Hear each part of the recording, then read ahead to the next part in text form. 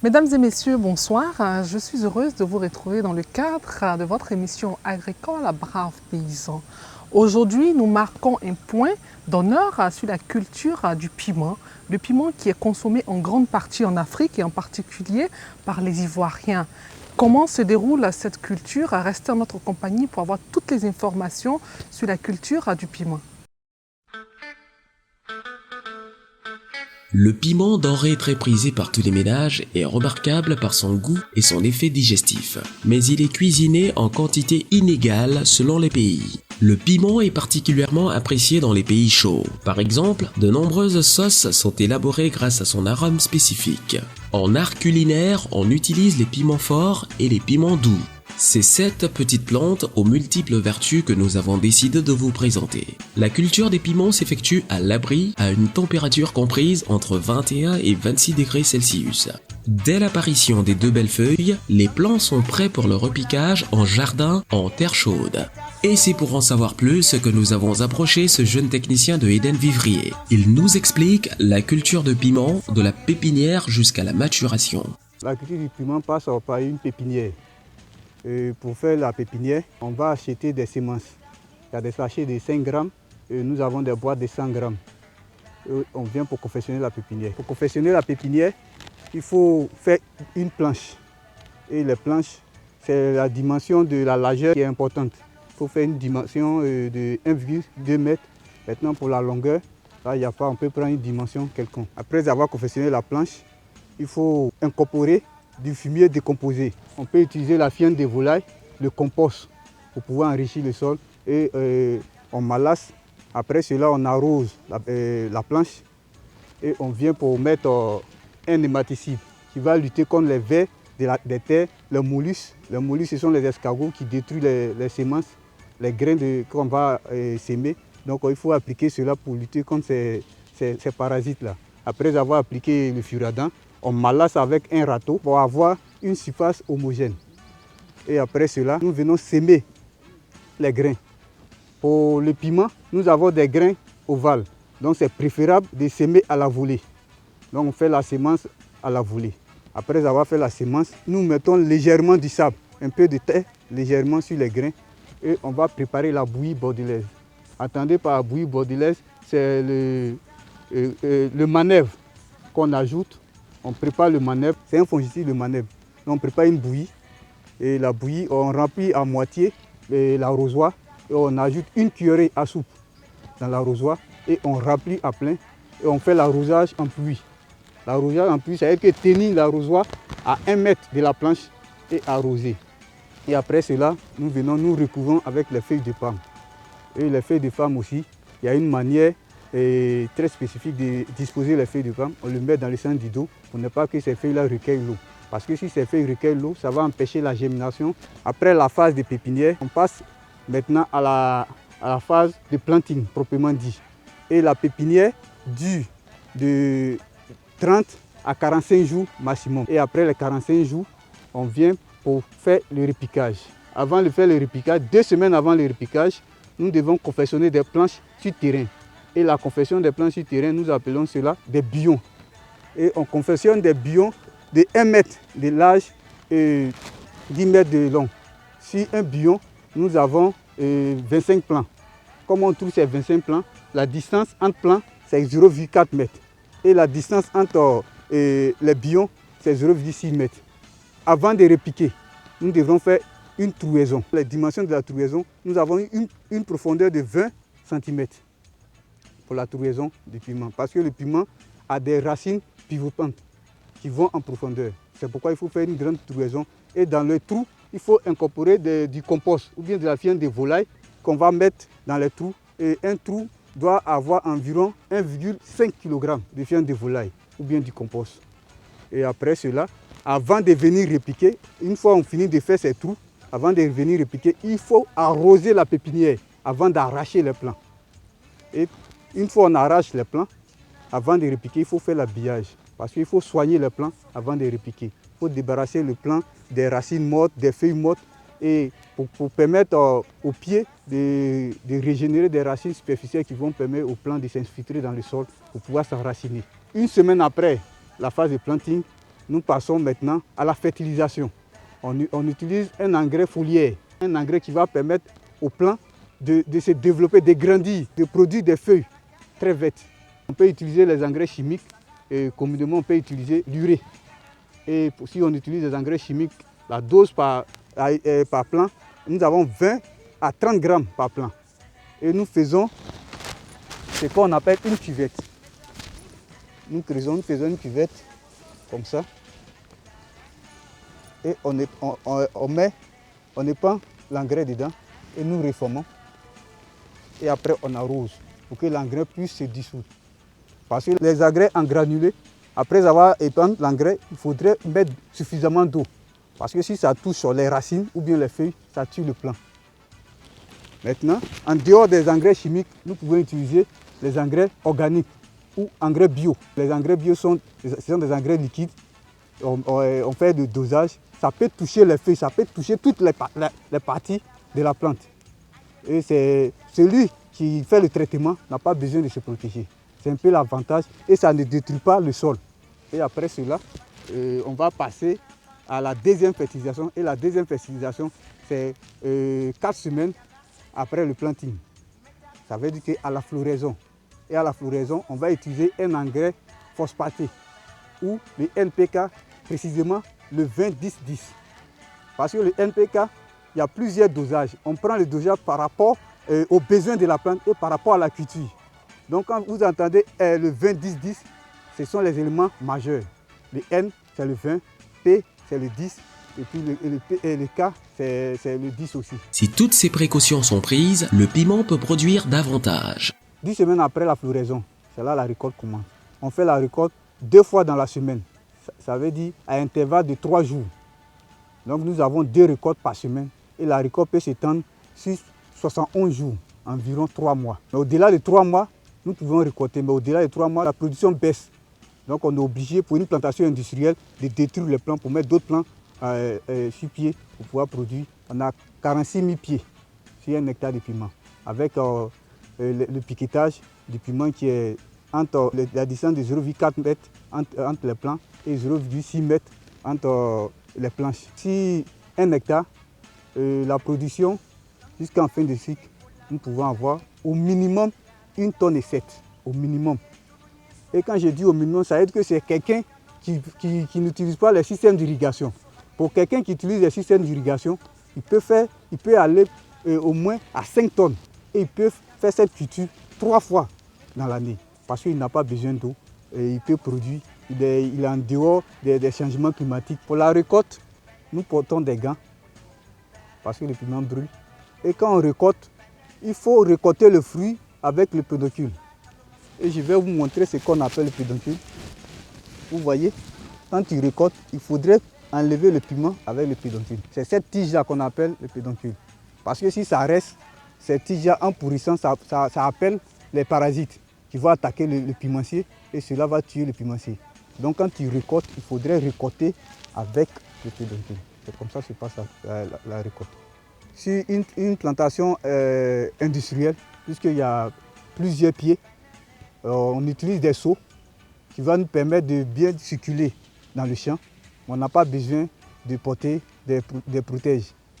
Des protèges-nez, on récolte, c'est au niveau de la main qu'on peut utiliser des gants par rapport, puisque le piment brûle, pour ne pas soit si tu es en train de récolter, que tu as soit une bête qui rentre soit dans tes yeux, si tu veux toucher que tu n'as pas porté des gants, ça peut te faire mal. Donc c'est pourquoi on utilise les gants. Sinon, il n'y a pas d'inconvénient. On peut même récolter sans les gants. Nous avons plusieurs variétés de piments, mais les variétés industrielles, ce sont des variétés qui ont été améliorées sur le plan génétique. Donc ce sont des variétés qui produisent plus. C'est-à-dire que si vous avez un pimencier, vous pouvez produire en moyenne par semaine, avec les 2 récoltes, plus de 2 kilos. Et au niveau de l'Afrique tropicale et au plan international, mais les variétés les plus consommées, nous avons les safis, nous avons le piment antillais, appelé communément en Côte d'Ivoire le piment de Garba, nous avons le piment langue d'oiseau, nous avons le jaune burkina. Ce sont ces variétés-là qui sont plus consommées et qui produisent plus parce qu'elles ont reçu une amélioration génétique. Cultiver le piment s'avère très rentable car il est consommé dans presque tous les foyers. Si 500 mètres carrés, si le kilo coûte 1000 francs, que si 500 mètres carrés, vous avez 500 pieds. Or, un piment peut produire en moyenne 2 kilos. Vous convenez avec moi que ce monsieur, en une semaine, il peut avoir au minimum 200-250 000 francs. Le mois, il y a 4 semaines. Tu multiplies 250 000 par 4, il a environ 1 million dans le mois, s'il entretient bien son exploitation.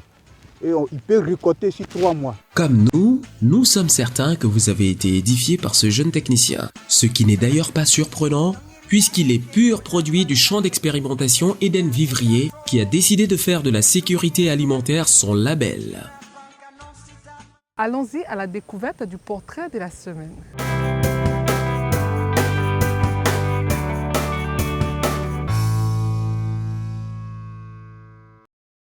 Ce jeune a la stature et a une allure imposante est Alassane Soro. Il a eu très tôt le goût de l'élevage. Ayant grandi sur les bords de la lagune Ébrié, il a arrêté ses études en classe de 5e. Aujourd'hui installé dans sa région, il est un exemple pour les jeunes qui se sont orientés dans ce secteur grâce à sa réussite. Pour ses efforts inlassables et sa vision de développement pour ce secteur, il a été porté à la tête de l'Organisation professionnelle des éleveurs de Ferké, OPEF. Il nous relate ses débuts et nous parle de son intégration. Je suis un jeune de la 2e promotion du 6e FED. J'étais hors projet, donc avec le coordonnateur du 6e FED, Gorisen, qui a mené mon dossier auprès de certains bailleurs de fonds, dont les fonds sociaux m'ont installé moi, Alassane. J'ai bénéficié de 4,9 millions et remboursable sur 5 ans. Et j'ai commencé par les moutons. Mon premier malheur, c'était d'acheter des moutons un peu partout. Donc c'est des animaux qui n'étaient pas habitués. Donc comme je les voulais moins cher, je les ai achetés un peu partout. Voilà, quand je les ai regroupés dans un élevage raisonné, j'ai commencé à avoir les premiers problèmes. Il y avait le stress de la présence de l'homme, ce que je n'avais pas appris à la formation. Il y avait les maladies qui sont venues. Il y avait le site où il fallait que ces animaux-là s'adaptent. Donc ça m'a créé beaucoup de problèmes. De 88 moutons, je me suis retrouvé à 39. Vous voyez que je ne pouvais même pas payer le personnel, donc j'ai libéré tout le monde et je suis resté là. Donc après 5 ans, le cheptel a commencé à monter et c'est là maintenant j'ai pris mon premier bouvier et je me suis mis dans le commerce des petits ruminants. J'ai acheté les cabris, je vends pour ne serait-ce que joindre les deux bouts, c'est-à-dire payer les médicaments, se nourrir et puis payer le bouvier. Et donc je suis resté comme ça. 7 ans, 8 ans après, j'ai commencé à vendre les mâles. J'ai commencé, bon, comme je faisais un métissage, ça intéressait beaucoup les éleveurs des alentours. Et j'ai commencé comme ça avec 9 bœufs. Et 9 bœufs, voilà aujourd'hui ce que j'ai. Chez les animaux, c'est l'aliment de base, c'est l'herbe. En son temps, on faisait passer des compléments. On amenait des tourteaux qu'on trouvait un peu partout et surtout les grains de coton. Mais de par la suite des choses, ça manque. Et surtout dans la crise même, on n'en trouvait plus. Donc ce que nous utilisons beaucoup, c'est l'aliment de base, c'est l'herbe. Aujourd'hui, vous voyez, autour de moi ici, c'est que des plantations. Moi-même étant élevé agriculteur, je ne peux pas interdire, mais il n'y a pas de site d'élevage. Et aujourd'hui, les gens doivent partir du point A au point B. Donc leur passage, c'est ici. Donc aujourd'hui, j'ai la fièvre afteuse. Vous voyez que j'ai un cas de naissance précoce. Et il y a un prématuré qui est là, du fait que sa maman a attaqué et cette maladie-là. Donc nous sommes en train de la remonter, en même temps la mère et le petit. Voilà certaines des difficultés que nous avons. Et il y en a plein. La vache, elle est même bas une fois par an parce que ça fait 9 mois de gestation. Et il faut attendre encore 1 an pour pouvoir vendre le petit. Ça, c'est chez les bovins. Chez les ovins, et quand tu calcules, tu vois que quand tu fais l'accélération, la production accélérée, tu as 2 naissances dans l'année, c'est-à-dire une naissance en saison sèche et une autre naissance en saison pluvieuse. Parce que ça fait 145 jours, c'est-à-dire 5 mois moins 5 jours. Bon, comme c'est la reproduction accélérée, il n'y a pas de sevrage qu'il faut attendre. Parce que là, on retire le bélier, mais le bélier, il est là de façon continuelle. En temps, nous avons un cycle estral de 15. Donc, quand la chaleur vient, allez, il monte, c'est parti. Aujourd'hui, nous sommes confrontés à une situation, il n'y a pas de site d'élevage. Donc, on ne peut pas avoir un effectif très grand. On sort le matin et c'est périodique. Il y a une période, ça c'est un peu notre jargon, on appelle ça maguet. Vous partez le matin, vous revenez à 9h, 10h, vous venez vous déjeuner. Et puis bon, après vous repartez pour revenir à 17h. Ça c'est au moment, aujourd'hui nous avons un peu d'herbe, mais nous allons vers la saison sèche. Mais à la saison sèche, on sort tôt le matin, on vient le soir. Donc le monsieur il prend son temps, il déjeune tout. On déjeune et puis allez, on s'en va. On va un peu loin, on va vers où on peut avoir de l'herbe. Il est propriétaire de 82 hectares de mangue et 31 hectares d'anacarde. Il est aussi propriétaire de champs de coton, de maïs et d'arachide. J'ai 82 hectares de mangue. Il y a anacarde. On a 3 hectares de maïs. Quand je dois me construire une maison, quand je dois faire une plantation de ce genre, mais c'est les bœufs que je vends. Mais vous voyez, les 2 parcs, c'est presque vide. Mais j'ai vendu. Quand on dit j'ai 2 parcs, j'ai dit oui. Je compte la plantation comme un parc. C'est passé, les bœufs m'ont permis d'avoir cette plantation. C'est à fond propre là. Je n'ai pas besoin de demander crédit. Mais aujourd'hui, tu demandes à quelqu'un, j'ai besoin de temps, j'ai besoin de temps. Il faut commencer. Parce que je vous ai dit que je commençais avec 88 moutons, ils étaient 39. Mais si je savais que j'allais commencer à les 39, ça ne sert à rien d'avoir un grand effectif et puis se retrouver dans les mêmes problèmes que moi. Après le boulot, il rejoint sa famille. Alassane Soro est un bon père de famille. Sa femme se dit très comblée à ses côtés. Je suis une commerçante. Mon mari, c'est un éleveur.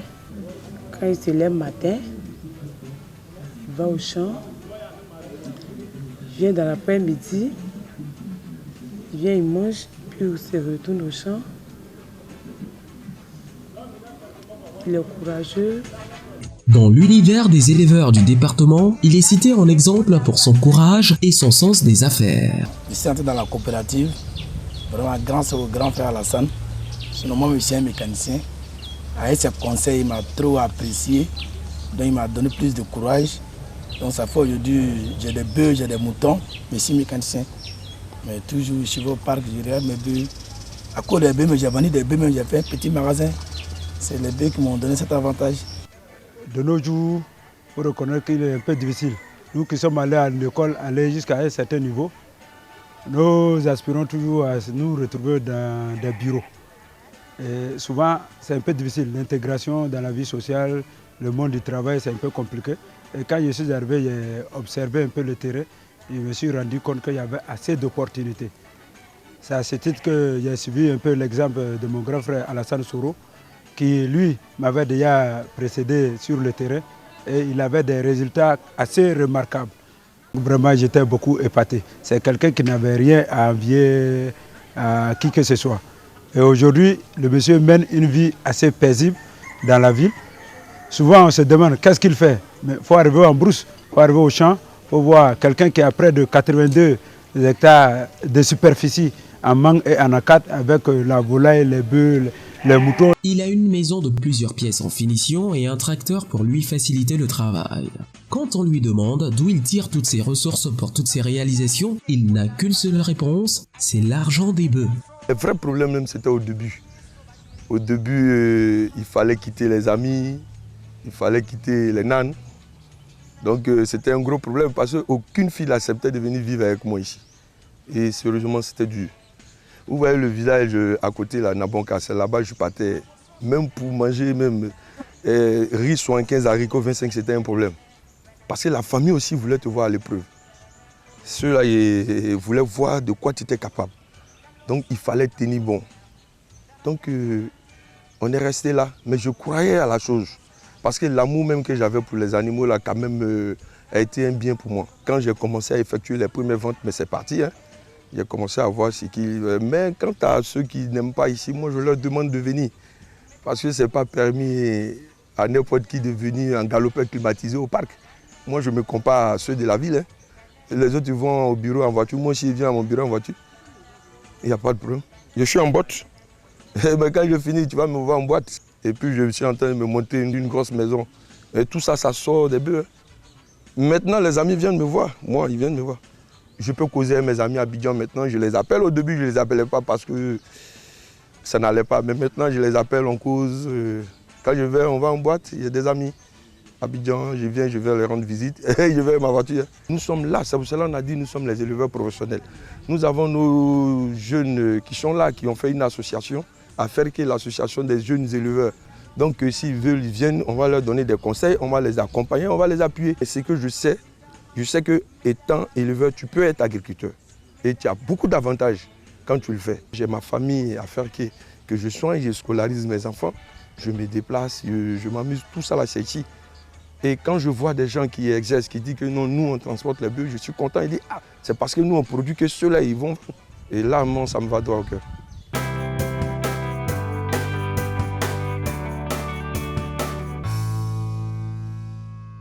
Place à présent à la rubrique Bon à savoir.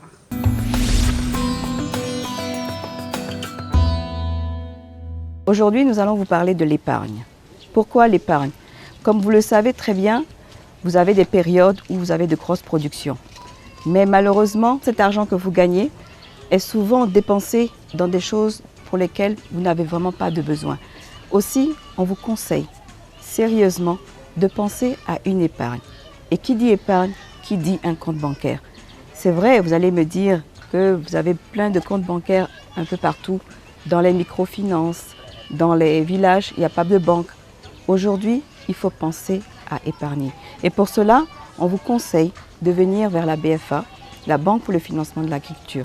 C'est votre banque, pensez à elle. Peut-être qu'un jour, vous aurez le bonheur derrière. Comme vous le constatez aujourd'hui, nous sommes en Dianois, dans la sous-préfecture de Tiasalé.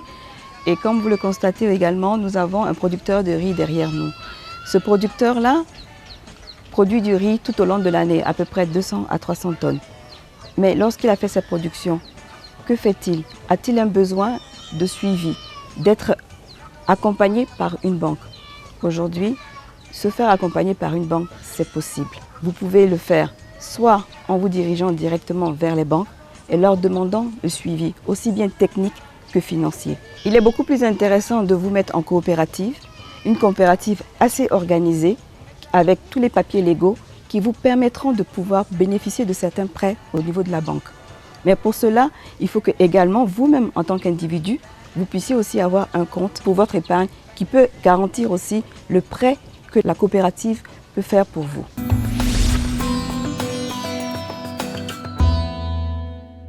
Quelques informations dans votre rubrique Agri-Info sur l'actualité agricole en Côte d'Ivoire.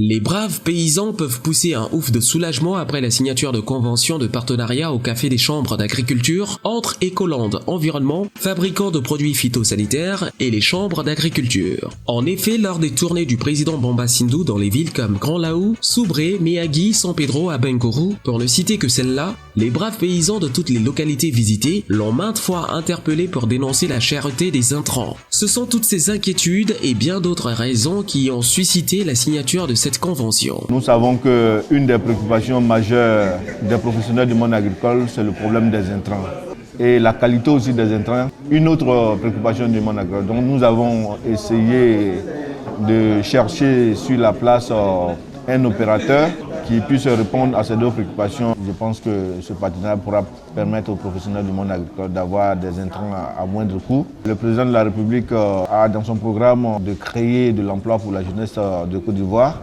Et nous ne pouvons que nous associer à ce vaste élan, c'est-à-dire en installant une unité de fabrication d'engrais sur place. C'est de l'emploi que ça crée pour la jeunesse ivoirienne. Donc nous avons signé ce partenariat aussi pour créer de l'emploi pour la jeunesse de Côte d'Ivoire. Le président a tenu à rassurer les braves paysans que si les produits ne répondaient pas à ses attentes, il mettrait fin au contrat. La coopérative Le Grenier des Lagunes, dénommée Cogelas, spécialisée dans les cultures vivrières, veut étendre ses activités à toute la Côte d'Ivoire.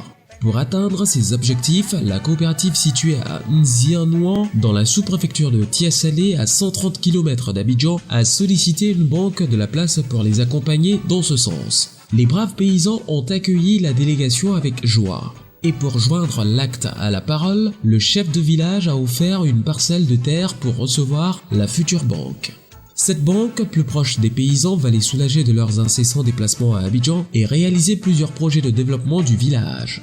C'est par la visite d'un moulin de riz d'un des braves paysans du village que la délégation a pris congé d'eux avec la ferme assurance de répondre d'ici peu à leurs préoccupations.